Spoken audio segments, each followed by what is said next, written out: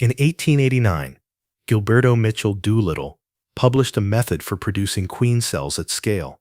The acceptance rates he reported were not exceptional because of his tools, or his larvae, or the genetic lines he worked with. They were exceptional because of when he worked. Doolittle had identified a biological window, a narrow period inside a queenless colony's first hours, during which nurse bees would accept grafted cells at rates that most modern beekeepers have never replicated. The technique required nothing new. The equipment was standard. The larvae were ordinary. What changed was the moment of introduction. Have you seen this in your own colonies? You graft carefully. The larvae are young. The cups are prepared. And still, when you return 48 hours later, the cells have been dismantled. Not all of them. Enough of them to make the operation feel unreliable. If the precision in this kind of colony biology is useful to your operation, consider subscribing. It is the only kind of content this channel produces. The rejection didn't happen at the moment of grafting. The rejection was already determined hours before the larvae were placed. Doolittle's 1889 book, Scientific Queen Rearing, was a practical field document. It was not theoretical. Doolittle ran a commercial queen rearing operation in Borodino, New York, and he published his methods because they worked at volume, season after season, under the kind of pressure that small-scale backyard experiments rarely impose. He needed consistent acceptance rates. Inconsistency was expensive. What he documented, and what subsequent commercial beekeeping largely retained until the mid-20th century, was a specific preparation sequence for the cell starter colony that most modern guides reduce to a single sentence, if they mention it at all. What most beekeepers misunderstand is this: queen cell acceptance is not primarily a function of larval quality. It is a function of colony state at the moment of introduction. And colony state is not fixed. It changes rapidly across the first 24 to 36 hours of queenlessness. The window of peak acceptance is real. It is measurable, and it closes.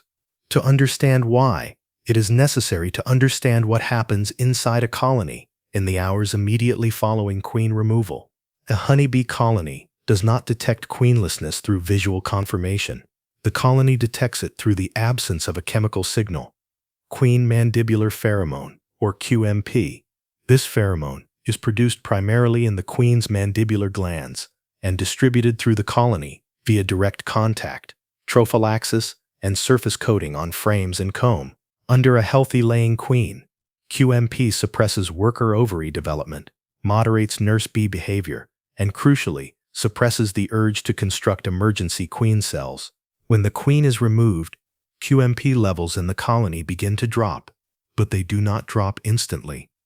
Residual pheromone on frames, on nurse bees, on comb surfaces, continues to signal apparent queen-right status for approximately 2 to 6 hours, depending on colony size and comb density. During this period, the colony is technically queenless, but is not yet behaving as though it knows it. This is the first failure point for beekeepers who graft too early. Colony strength matters here. A strong colony, 10 to 12 frames of bees, heavy nurse bee population, capped brood in late-stage development, holds residual QMP longer than a weaker colony. In a large cell starter colony, grafting within the first 2 hours of queen removal can produce rejection rates exceeding 70%. The nurse bees are not yet in the hormonal state required to commit to queen cell construction. The larvae placed during this early window are inspected, sometimes provisioned minimally, and then abandoned. The biology shifts beginning at approximately 6 to 10 hours post-queenlessness. As QMP levels drop below the suppression threshold, a cascade of behavioral and glandular changes begins in the nurse bee population. Hypopharyngeal glands, the paired glands in the nurse bee's head responsible for producing royal jelly, begin to increase secretory activity. Nurse bees that had previously been engaged in brood care begin patrolling comb surfaces with greater frequency. Workers begin constructing emergency queen cells over existing young larvae if any are present. This is the colony entering what can be understood as a peak receptivity state. The nurse bees are not simply willing to accept a grafted larva. They are actively seeking material to convert. Their glands are producing royal jelly at elevated rates. Their behavioral drive to construct and commit to queen cells is at its highest. Doolittle's method, though he did not describe it in the hormonal language available to modern researchers, was built entirely around this window. He made his starter colonies queenless, allowed them to stabilize in that early post-removal phase, and grafted into the colony when behavioral indicators suggested peak readiness.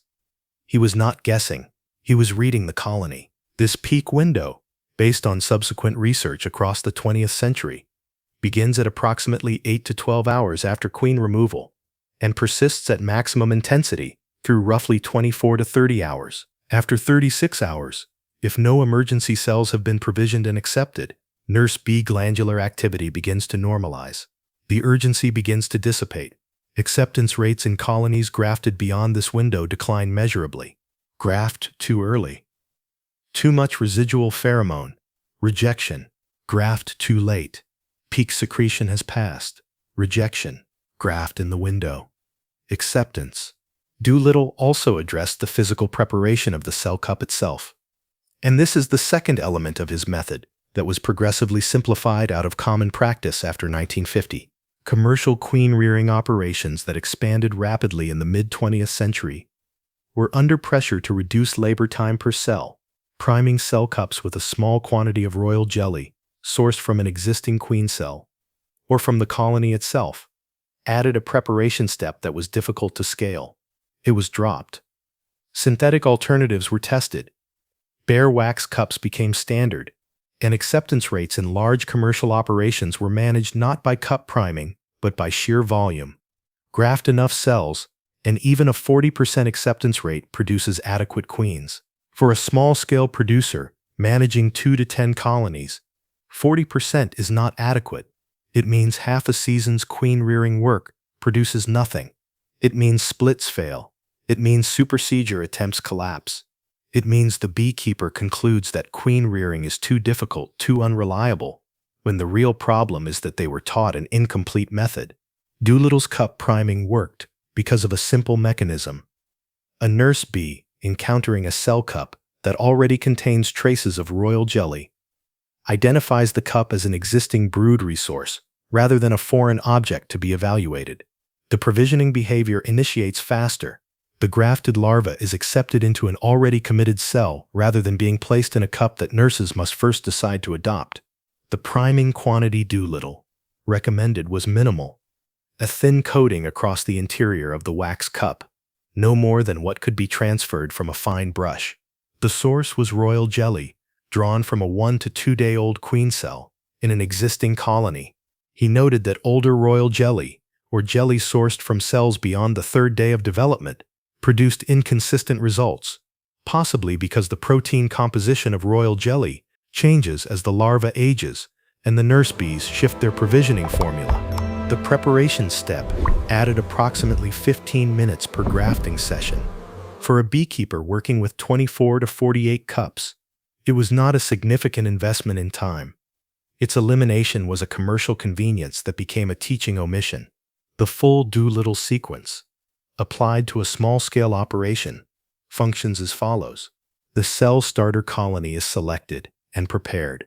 For Doolittle's method to function as documented, the starter colony must be strong, not moderately populated, but dense with nurse bees. The ideal starter carries 8 to 10 full frames of bees, significant quantities of open brood in early larval stage, and adequate pollen stores distributed across adjacent frames. Pollen is critical. Nurse bee hypopharyngeal gland function is directly dependent on protein intake, and a nurse bee population with inadequate pollen reserves will produce less royal jelly, regardless of colony state or behavioral drive. Temperature management applies here. The starter colony must be maintained in conditions that allow full brood nest temperature between 34.5 WN and 35.5 WA. If the colony is too small to maintain this thermal environment, nurse bees divert energy to thermal regulation rather than glandular function. Grafting into an underpopulated, thermally stressed starter colony produces the same rejection pattern as grafting at the wrong time. Queen removal is performed, and the beekeeper begins counting time. The grafting materials are prepared during this waiting period. Wax cell cups are formed or obtained. Royal jelly for priming is drawn from an existing cell in the apiary, sourced from a queen cell that is 1 to 2 days into larval development, when royal jelly composition is optimal for triggering nurse bee provisioning behavior. Each cup receives a thin interior coating. The cups are mounted on bars and kept warm, not chilled, not exposed to dry air. Larval desiccation, even minor, during preparation reduces acceptance rates measurably.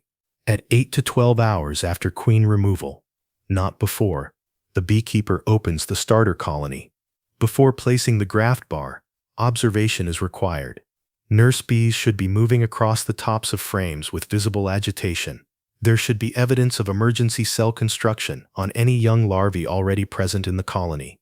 This is the most reliable behavioral indicator that the colony is in active queen cell building mode.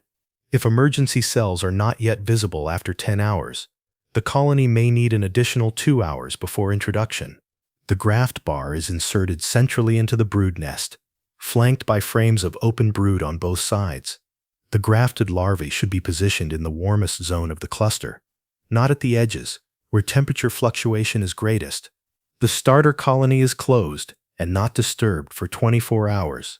At 24 hours, a brief inspection is performed. This is not a full manipulation.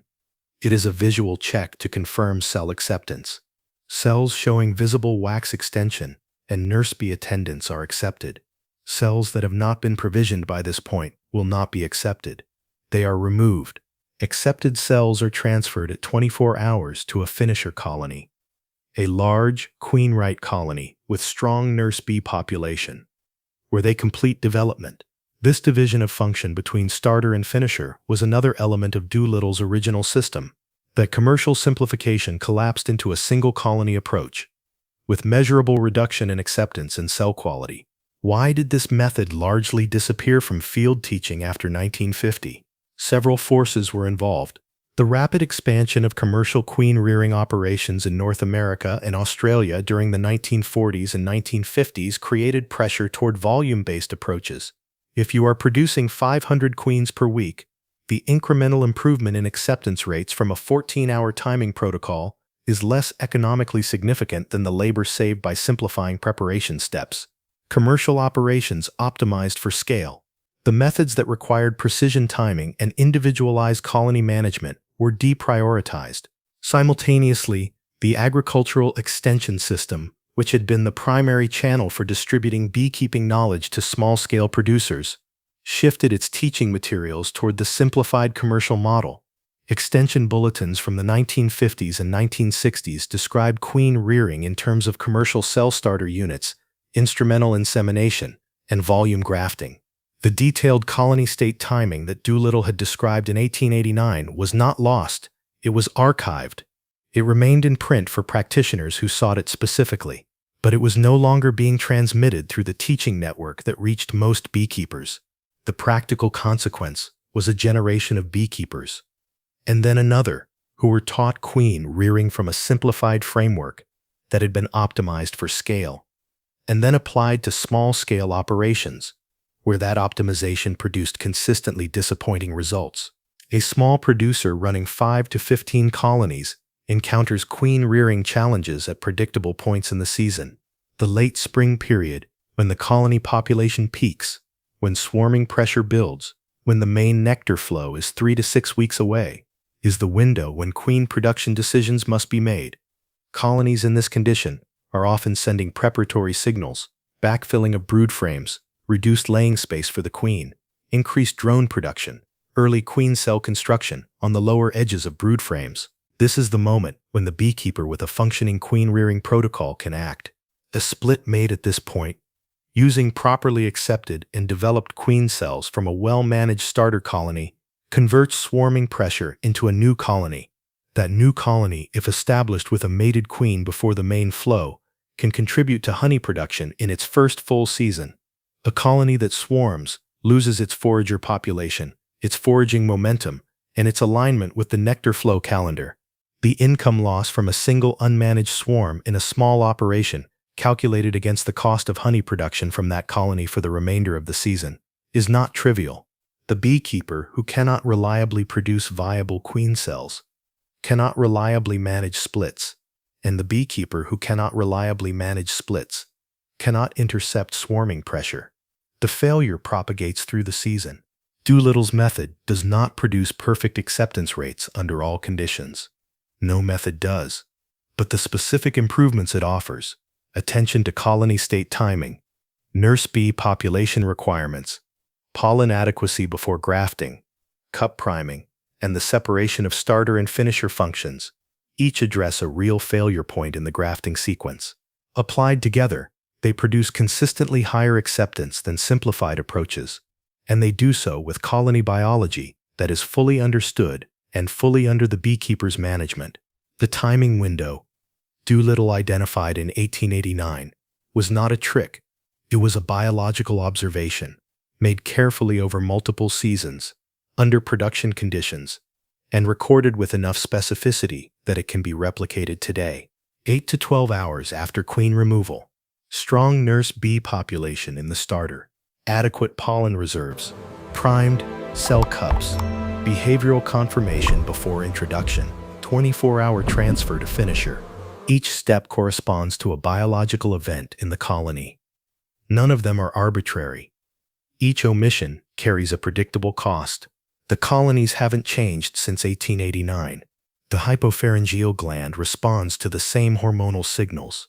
The nurse bee's provisioning behavior follows the same trajectory after queenlessness. The window is still there. What changed was whether beekeepers were taught to find it